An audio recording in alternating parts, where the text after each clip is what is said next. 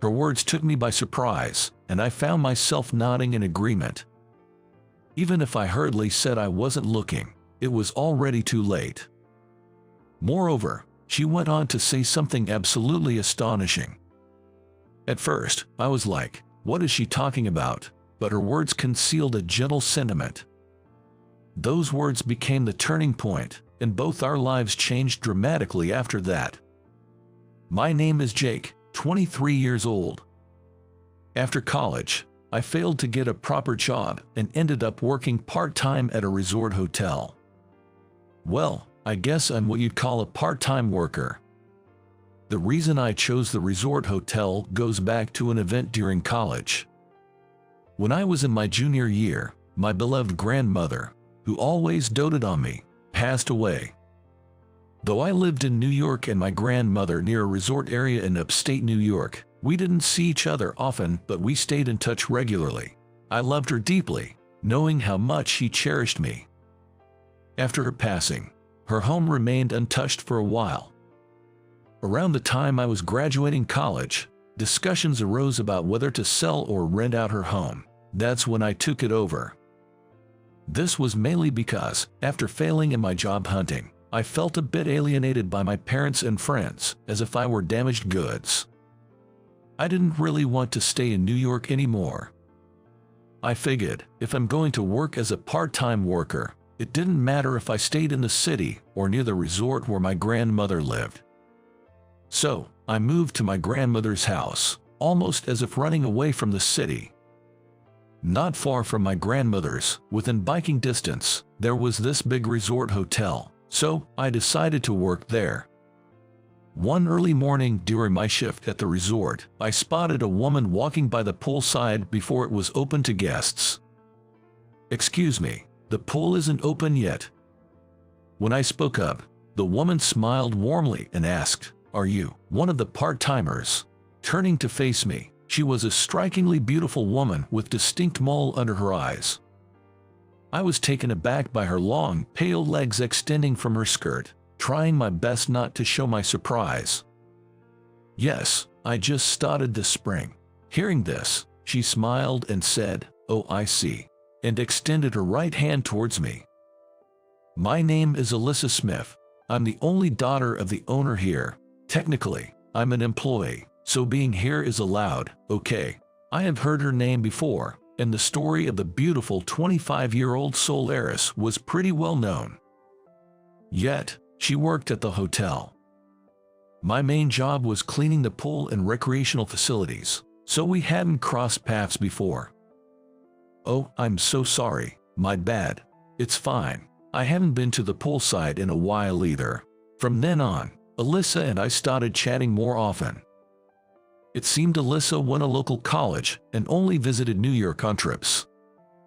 I casually mentioned that I moved from New York, which seemed to pique her interest. Alyssa was very friendly and easygoing.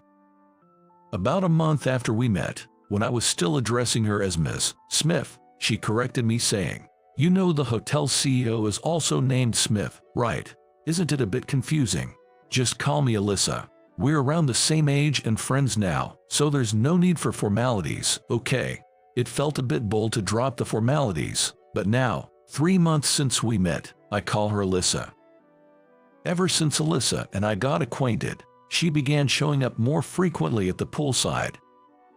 Always with a bright smile, seeing her would energize me to get for my workday.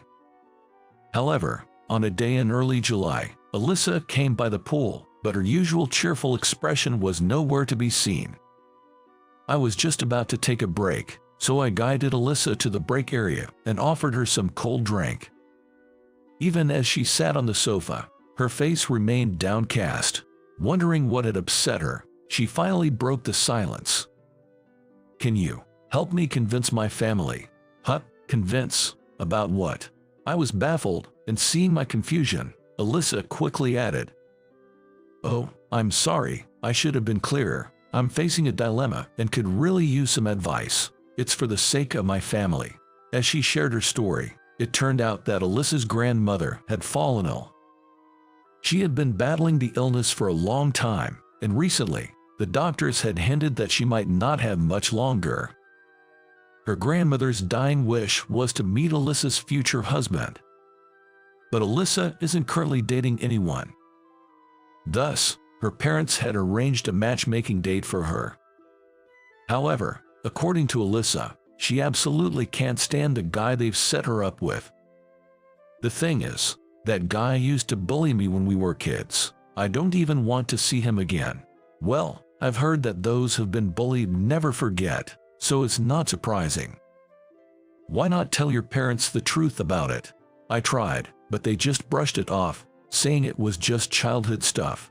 I later suggested that she could go on the date and then gently decline, but Alyssa immediately dismissed that idea, not even wanting to see the guy's face. But Alyssa's parents had said, if Alyssa has a boyfriend, of course, we won't set up the matchmaking date. But you don't, do you? So why not just give it a shot? We want to see Grandma happy, and we're worried about your future.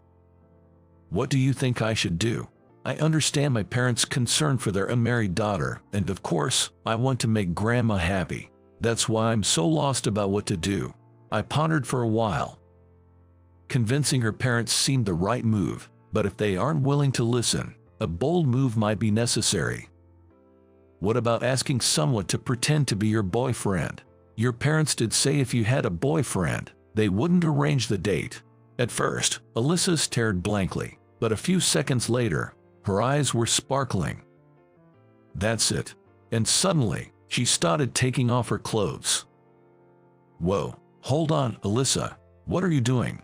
Seeing my panicked reaction, Alyssa burst into laughter. Silly, I'm wearing a swimsuit underneath. I'm so happy I feel like taking a slide. Amped up, Alyssa headed straight for the pool and swiftly went down the water slide. Her expressive enthusiasm was overwhelming, but even more distracting was the sight of her stunning bikini-clad figure. Then, with a big splash, Alyssa came down from the water slide into the pool below. But then, a little mishap occurred. Her bikini had shifted slightly out of place. It wasn't fully exposed, but instinctively, I covered my eyes with my hands.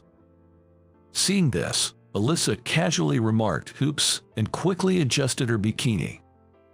As she approached the poolside, a thought seemed to strike her, and she looked over at me with a bright expression. With a sly smile, she asked, "Did you get a peek?" Recalling the earlier sight, I inadvertently replied, "Yes," but I quickly came to my senses. After all, I didn't actually see everything. No, I didn't see anything. I swear, I didn't see a thing. Amused by my flustered state, Alyssa pointed at me and firmly said, "Nope, you saw it. So now, you're going to play the role of my boyfriend." Of course, I tried coming up with several excuses to decline the boyfriend role, but Alyssa's decision was final. And then, 5 days later, I found myself introducing myself to Alyssa's parents as her boyfriend. Turns out, Alyssa's dad is the CEO of the company where I work part-time. Being just a part-timer, I had never met the CEO before. I was nervous, wondering what kind of person he'd be, but contrary to my imagination, Alyssa's dad was about 100 times more easygoing and cheerful. Alyssa's mom was a fantastic cook and had a gentle demeanor. Both were surprised that Alyssa was dating a part-timer like me, but these kind-hearted folks accepted me warmly without realizing I was a fake boyfriend. It seems they called off the matchmaking date. I had no idea she was dating a guy from our company. She's quite a handful.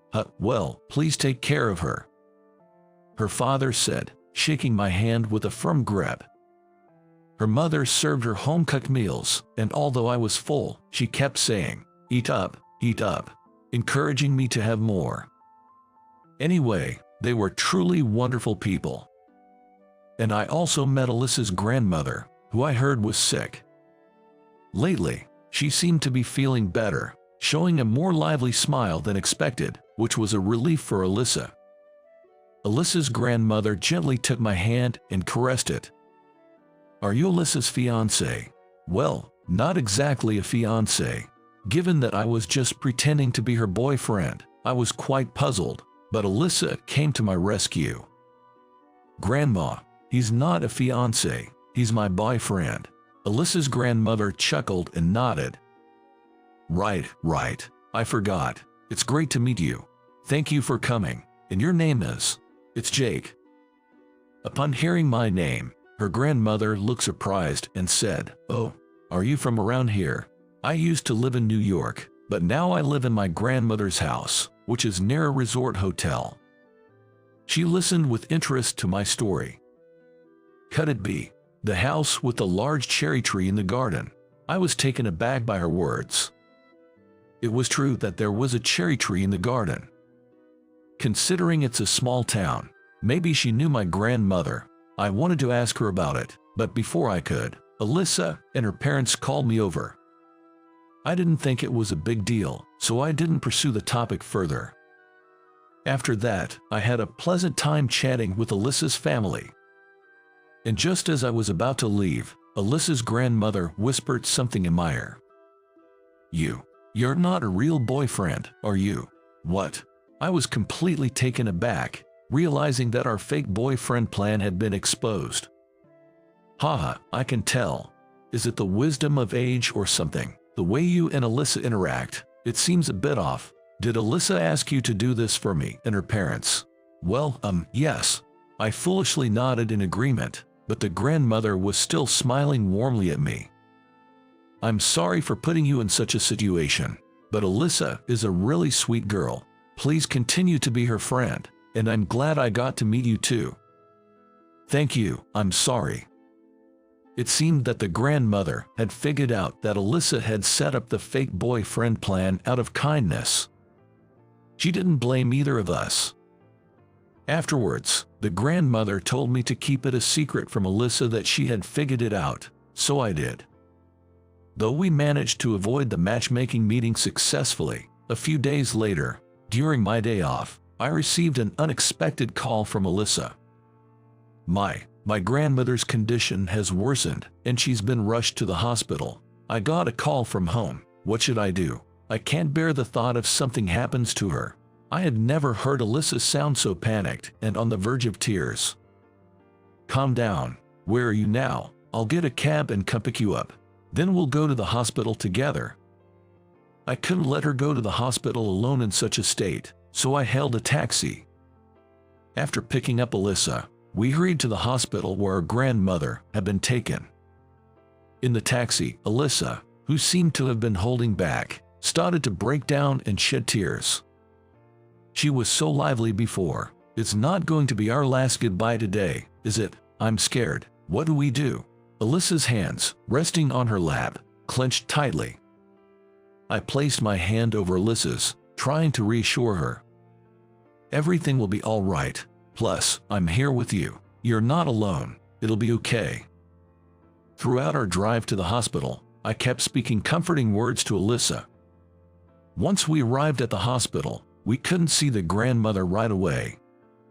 Throughout the day, the grandmother's condition didn't improve, and our days were filled with anxiety. During that time, I stayed close to Alyssa as much as possible. "Hey, Jake, I'm sorry for keeping you with me all the time. You must be tired, right? I think I can manage on my own now." Alyssa's face betrayed her attempt to be brave, showing her underlying fear. To begin with, I was happy that Alyssa rallied on me when her grandmother was taken to the hospital. If being by her side could ease Alyssa's worries even a little, I wanted to be there for her. "It's okay. I'm concerned about your grandmother and about you. I want to be here." With those words, I stayed by Alyssa's side. 3 days after the hospitalization, the grandmother's condition finally stabilized, and we were allowed to visit. Right after the visit, the grandmother looked frail, which made me anxious. However, as the days passed, she began to recover, and by the end of 2 weeks, she had regained her cheerful smile. The doctor told us that the worst was over, and the likelihood of her condition worsening abruptly was low. One day, during our visit, the grandmother looked at Alyssa and me and gave us a mischievous smile. Then she said, "You two, Things are going well, huh? At that, both Alyssa and I blushed.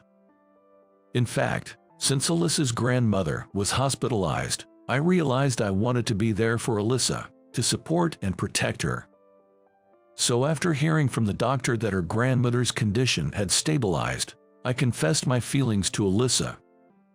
It turned out Alyssa felt the same way about me, and we had just started dating a few days ago. It seems there's no keeping secrets from the old lady. Haha, you two make a lovely pair. Instead of just being a boyfriend, I'd love for you to be my grandson-in-law soon. Besides, if you're Terry's grandson, I'm sure you'd make Alyssa happy. Hearing that, I was taken aback. I remembered the sound of the name Terry. A few of my grandmother Theris's friends had referred to her as Terry during her funeral. Alyssa seemed just as surprised. Who's Terry? Jake's grandmother. Wait, do you know Jake's grandmother? Alyssa's grandmother nodded emphatically. Of course I do. As the story went, my grandmother Theresa and Alyssa's grandmother had been childhood friends. Both were born and raised in the same small town in Nebraska and later married there. Even in their golden years, they frequently met up for coffee and chats. Alyssa's grandmother often heard stories from my grandmother about her adorable grandson. Embarrassingly, my grandmother would tell Alyssa's grandmother things like, "My grandson wouldn't hurt a fly, and he sends me flowers on my birthday. Isn't he sweet?"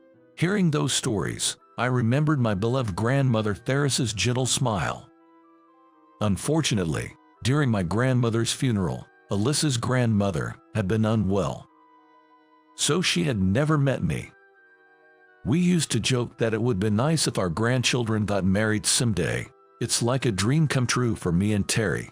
Thanks to you too, she chuckled. We exchanged a glance and shared a laugh. Neither of us had known that our grandmothers were childhood friends, but we both realized that we had been recipients of their love, which warmed our hearts. Some time later, Alyssa's grandmother passed away. It was a sad time, but in her last moments, she wore a contented smile, surrounded by her family. I felt blessed to have been accepted as part of the family to bid her farewell. I then started working full-time at Alyssa's father's resort, having started out as a part-timer. Being seen as a potential future son-in-law, I've been put through the ringer every day. Watching me push myself to the limit, Alyssa always greets me with a bright smile. "You used to just coast through when you were part-timing, remember? Now, your expression is completely different. It makes me so happy thinking you're doing all this for our future together." Hearing her say that, I feel like she's become even more radiant lately. That's another reason I'm so driven in my job. I want to become a man worthy of standing by her side. Once I feel I've truly come into my own, I plan to propose to Alyssa and get married. When that day comes, Alyssa and I intend to visit the graves of our grandmothers and give them our heartfelt update. I'm sure both of them would be overjoyed about our marriage. So, how did you find today's story? Your subscription and a thumbs up would be a great encouragement for our content creation. We're looking forward to your comments as well. See you in the next video.